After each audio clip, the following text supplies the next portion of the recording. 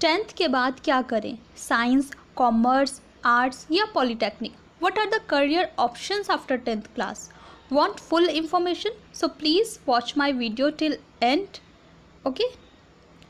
Hello friends, welcome to my channel Friends Bride. I am here to provide helpful and useful information regarding this.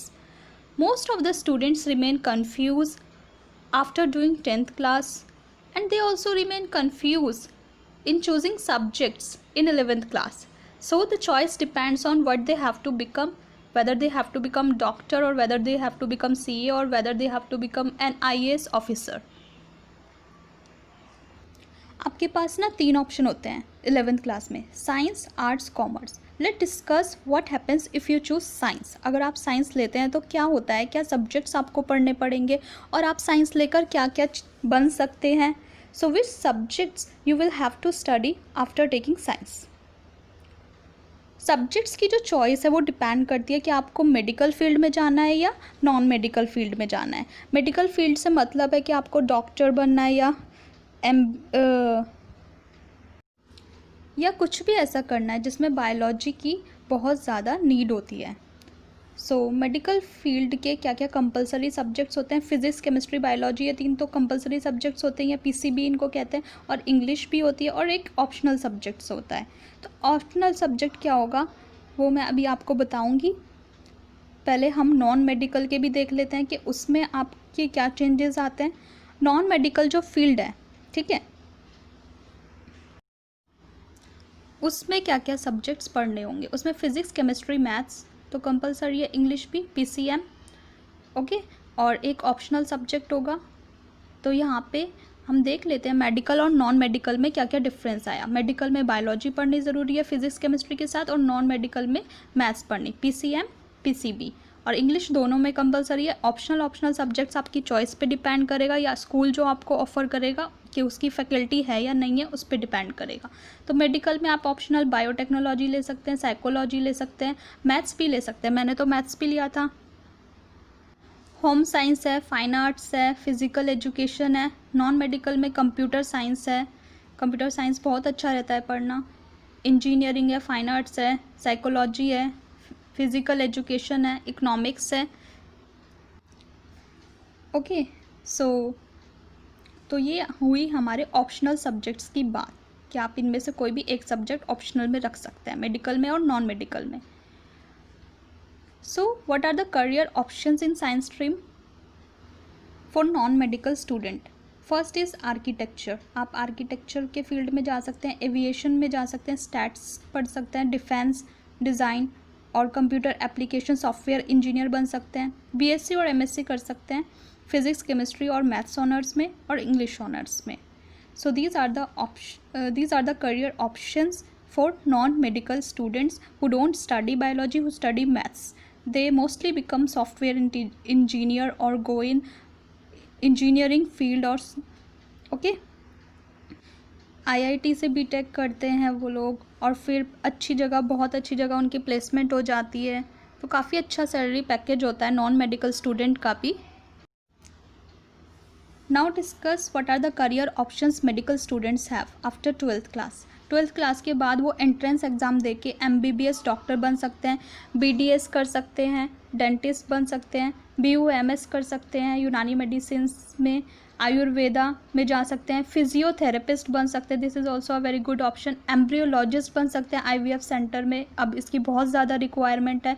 Scientist बन सकते हैं, pharma industries में जा सकते हैं, BSc MSc कर सकते हैं, जूलॉजी, बॉटनी, लाइफ साइंस और केमिस्ट्री, बायोटेक्नोलॉजी और इंग्लिश में.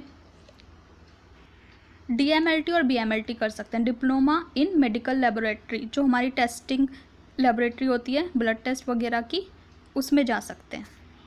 लेट्स डिस्कस, अगर आप कॉमर्स लेते हैं तो उसमें आपको कौन कौन से सब्जेक्ट्स पढ़ने होते हैं.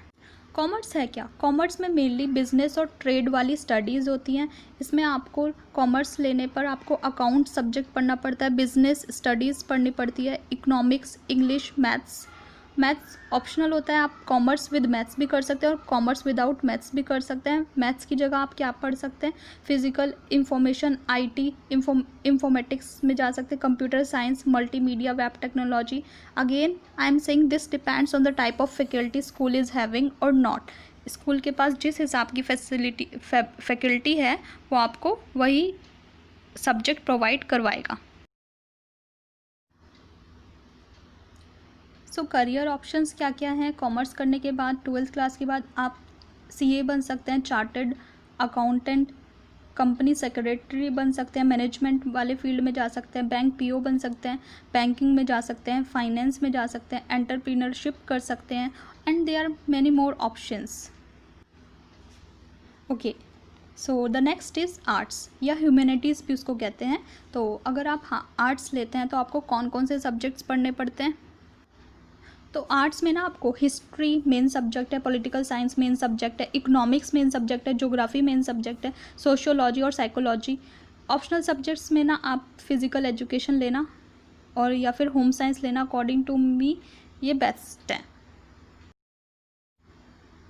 करियर ऑप्शंस क्या हैं आर्ट्स लेने के बाद। आर्ट्स लेने के बाद हम मेनली सोचते हैं कि क्या कर सकते हैं इसके बाद आप लॉयर बन सकते हैं, कोर्ट जज बन सकते हैं, होटल मैनेजमेंट का कोर्स कर सकते हैं, इवेंट मैनेजमेंट कर सकते हैं। There are so many career options after taking arts.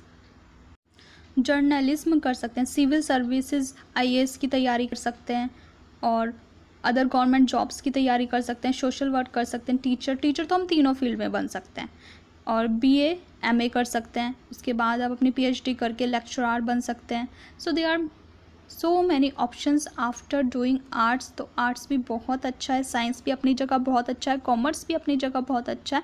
Depend करता है स्टूडेंट के इंटरेस्ट के ऊपर कि उसे क्या पढ़ना अच्छा लगता है और उसे आगे फ्यूचर में क्या बनना है। So as much as possible I have given you more and more information. So the next is polytechnic.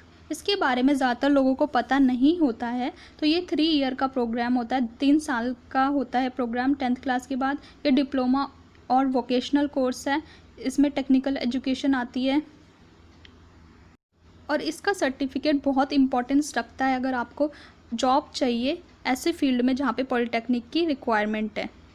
So best diploma courses क्या क्या हैं पॉलीटेक्निक में। इसमें सिविल इंजीनियरिंग में डिप्लोमा होता है, इलेक्ट्रिकल इंजीनियरिंग में डिप्लोमा होता है, इलेक्ट्रिकल एंड इलेक्ट्रॉनिक्स इंजीनियरिंग में डिप्लोमा कोर्स होता है, ऑटोमोबाइल इंजीनियरिंग बहुत अच्छा है, mechanical engineering, computer science and engineering. तो बहुत सारे ऐसे कोर्सेज़ हैं जिसमें आप डिप्लोमा लेके आगे जॉब कर सकते हैं इन फ्यूचर। सो पॉलीटेक्निक भी बहुत अच्छा है अपनी जगह पर। आई होप मेरी इस वीडियो से आपको कुछ तो आइडिया मिला होगा।